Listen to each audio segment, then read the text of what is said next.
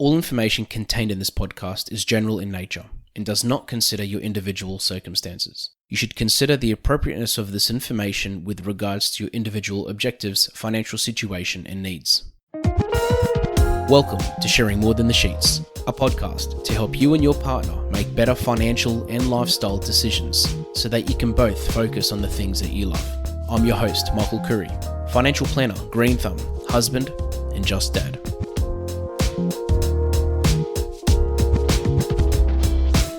This segment is called Michael's Magic Moment.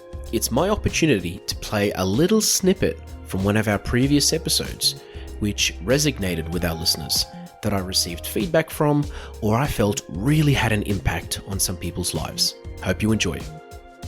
So this is a topic that does not get old, and I can't believe it actually would have been definitely over a year since I talked about this, and we're going to go back to an episode where I talk about inflation and the fact that everything in life is getting more expensive, especially recently. And you've probably heard this many, many times before, but things are just getting more expensive. Things are not as cheap as they used to be. Yes, our wages have gone up, but there is also something called inflation, which means everything around us is becoming more expensive. $1, say $50, 10 years ago got you a lot more than what $50 gets you today. Whether it's at the shops buying your groceries, whether it's in a restaurant, even a cafe, even buying a coffee. And in this episode, I go through a couple of ways to manage this inflation thing. Now, the thing about inflation, I guess fortunately and unfortunately, inflation usually increases slowly, gradually over time.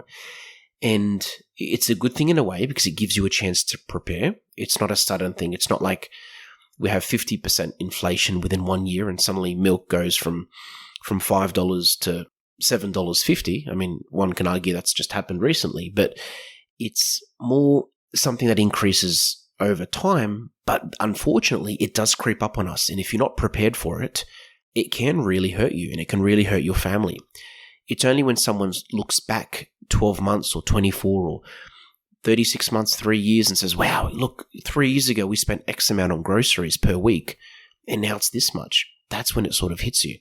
So if you can manage inflation, if you can put things in place to deal with it, it will honestly make your life so much easier and it will help you and your family make better decisions. So I hope you enjoy. The best way to deal with inflation, and I may sound like a little bit of a broken record, but it's to have a budget, to know what is coming in and to know what is going out. When that happens, it doesn't just help you manage it all better, but it helps you keep track of what's getting more expensive and how much it's getting more expensive by. If you can track it, and if you have a list of what you're paying for, it makes it a lot easier for you to adjust how much money you're putting into a bills account, for example, instead of just doing the same thing over and over again and just expecting things to get better by themselves or having a bit of a nasty surprise when you suddenly don't have enough money left in your account because you forgot to account for the fact that everything's gone up in the last year. Another thing to consider is your energy bills. So energy prices are a major driver for inflation. And over time, as inflation goes up, energy is a big, big part of that. Now, I'm not an expert in this field at all, but what I do know is as far as the electricity bill is concerned, and I just only found this out about 2 years ago, that when you're put on a deal by the electricity company, in a lot of cases, that deal actually ends at a certain period. And when it ends, well, in my case, when it ended, the price went up straight away. And they never told me. It was up to me to call them up when I actually found out to say, hey, my charges have gone up. And they told me that the plan had ended and I needed to go on a different plan. So if you can do a bit of an audit on all your energy expenditure over the year, I mean, I like to do it once a year now since that experience. But if you can do it on a regular basis, that can be a way of helping you keep your costs low, just to make sure that you're getting the best deal that you possibly can. The second thing is to look at your insurances, so car insurances, for example, because again, this is something that also goes up in price because as inflation happens, the cost of repairing cars increases and the cost of cars can also be affected. even though cars are supposed to go down in value over time, historically. But looking at your insurances and looking at your car insurance, again, is another way to help manage spending. Personally, again, when I get my renewal every year, I like to call up the car insurance company or even house insurance company, if we're talking about insurance in general. And I always like to ask and see if there's a better deal or if there's something they can do. And 9 out of 10, they actually end up giving me a bit of a discount just for calling up. So that's another little hack, which I'll share with you. Another big way to manage your spending is to look at unnecessary subscriptions and fees. So things that you're paying for. There are so many types of streaming services these days. I remember back in the days when the first one came out. I mean, the first one that I was aware of was, the main one was Netflix. And since then, there's been so many different types. And you can easily be paying for something and not realize that you're paying for it, or just know you've got it there. But if you really think about how many times you've used that streaming service in the last 6 months, and then if you look at the cost, you might find that it's not worth paying for. Sometimes we keep something just because it's convenient. But if you actually, again, this is where it helps to have a budget, but if you actually add up all these little conveniences that you have, and you see how much you're spending in the year, you might actually work out that it isn't that convenient at all, in that the cost outweighs the benefit of having that convenience. I did this recently with a client, and we worked out that she had about 6 streaming services, and she was spending about $3,500 a year on these streaming services. Again, we did the maths. She worked out it definitely wasn't worth it, and she narrowed it down to 2. This one's always a big one, and whether inflation is an issue or not, but being smarter with your grocery shopping. So not looking for big brand names, doing online shopping for groceries helps because you just buy the things that you need. But just really being smarter in the way that you do these things can also make a really big difference.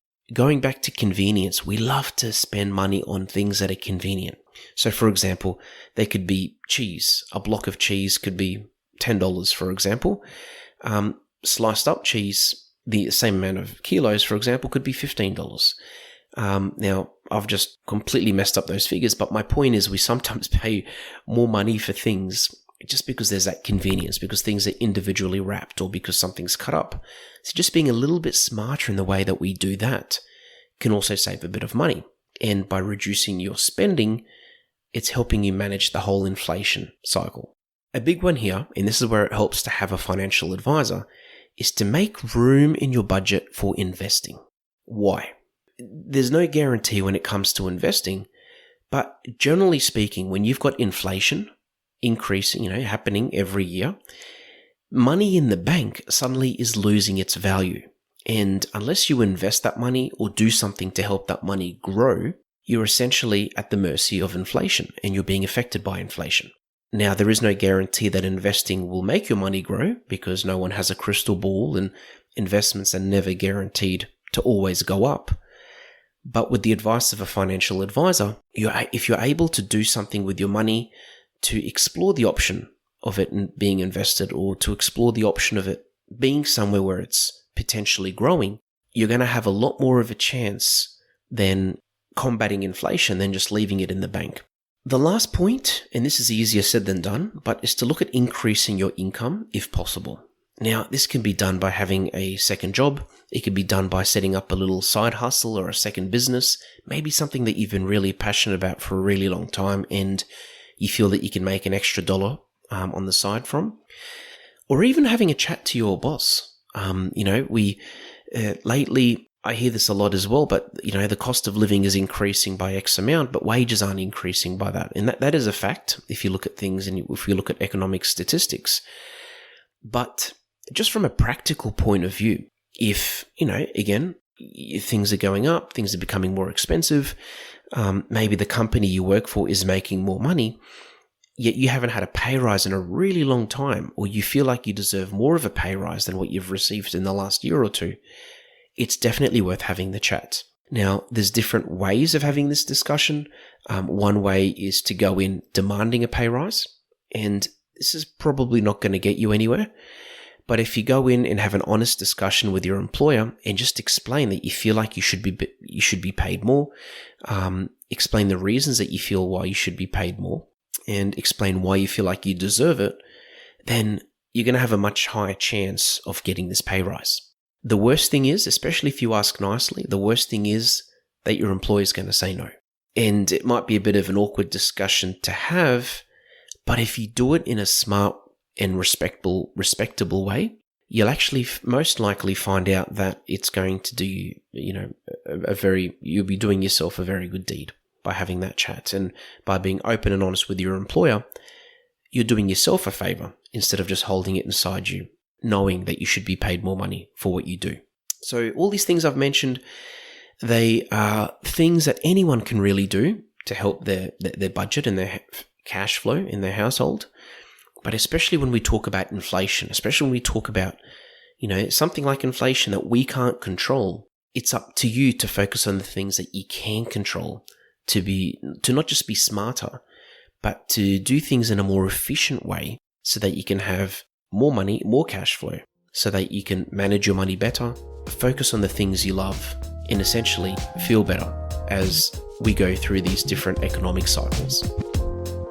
Thanks for joining us on Sharing More Than the Sheets. Please make sure you subscribe to be updated with future episode releases, and feel free to share this episode with any friends or family that you think it might benefit. Please visit us at sharingmorethanthesheets.com.au to submit questions or requests for future podcast topics. These podcasts have been brought to you by Better Financial Planning Australia. To book a 15-minute phone chat, visit betterfinancialplanning.com.au.